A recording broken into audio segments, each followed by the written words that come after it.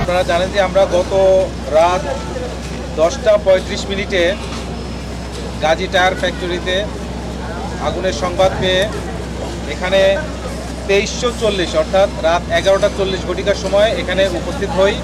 আমাদের পথিমধ্যে আসার পথে অনেকটাই জ্যাম ছিল, এটা ঢাকা চিটাগাং হাইওয়ে, এখানে অনেকটাই জ্যাম ছিল, যার কারণে আমরা 2340 ঘটিকায় এখানে উপস্থিত হতে সমর্থ হই।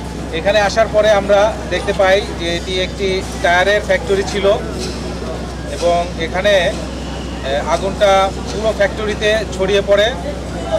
টায়ার এবং টায়ারের কাঁচামাল, রাবার, প্লাস্টিক এই টাইপের দাহ্য পদার্থ ছিল, যার কারণে আগুনটা চতুর্দিকে এই ফ্যাক্টরিতে ছড়িয়ে পড়ে। এখানে আমাদের ডেমরা, কাঁচপুর, আদমজি, ইপিজেড, কাঞ্চন, পূর্বাচল এবং সিদ্দিক বাজারের সর্বমোট 12টি ইউনিট কাজ করছে।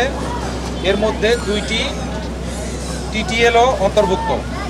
আমাদের এখন পর্যন্ত 120 জন ফায়ার ফাইটার এখানে কর্মরত আছেন এবং 20 জন ভলান্টিয়ার আমাদের সাথে কাজ করে যাচ্ছেন।